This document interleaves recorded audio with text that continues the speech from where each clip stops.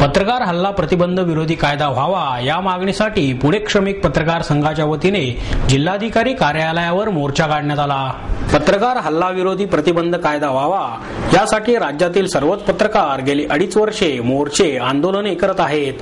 गेल्या वर्षी डिसेंबर महिन्यातील हिवाळी अधिवेशनात हा कायदा व्हावा म्हणून नारायण राणे यांच्या नेतृत्वाखाली एक कमिटी स्थापन करण्यात आली, पण आता अशा कायद्याची काही गरज नाही असे या कमिटीचे म्हणणे आहे। तर हा कायदा व्हावा यासाठी पुणे श्रमिक पत्रकार संघाच्या वतीने पत्रकार भवन ते पुणे जिल्हाधिकारी कार्यालय येथे दुचाकीवरून मोर्चा काढण्यात आला।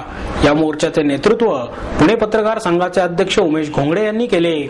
यावेळी श्याम दौंडकर, प्रकाश भोईटे, योगेश कुटे, प्रसाद कुलकर्णी, चैतन्य मचाले आणि अन्य पत्रकार उपस्थित होते।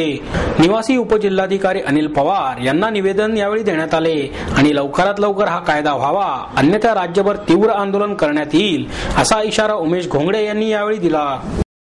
पत्रकार हल्ला विरोधी प्रतिबंध कायदा व्हावा यासाठी गेली 2.5 वर्ष आपण शासनाकडे पाठपुरावा करतोय। आपण पुण्यातून आणि राज्याच्या प्रत्येक जिल्ह्यातून अनेक वेळा यापूर्वी आंदोलन झालेली आहेत। या आंदोलनानंतर राज्य शासनाने एक वर्षापूर्वी हिवाळी अधिवेशनामध्ये गेल्या डिसेंबरच्या हिवाळी अधिवेशनामध्ये सांगितलं होतं की आम्ही कायदा करू।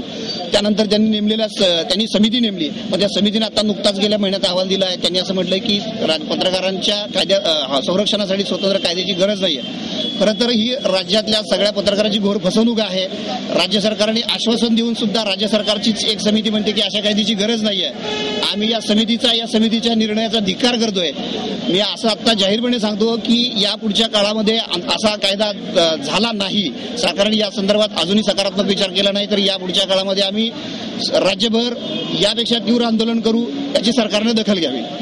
महाराष्ट्र श्रमिक पत्रकार संघाच्या सूचनेनुसार पत्रकारांना हल्ला विरोधी कमिटीची कायदा करावा यासाठी जी आजच्या मोर्चाचं आयोजन केलं होतं, यापूर्वीच्या सर्व मुख्यमंत्र्यांनी हा कायदा करावा यासाठी अनुकूल मत दिलं असताना सुद्धा जी कमिटी स्थापन केली नारायण राणे यांच्या नेतृत्वाखाली, या कमिटीने अशा कायद्याची गरज नाही असं जे स्पष्ट केलं हे अत्यंत चुकीचं आहे। आज हा मोर्चा काढण्यात आला। या मोर्चानंतर अशीच आंदोलनाची पूर्वतयारी आम्ही यापूर्वी नंतर करू।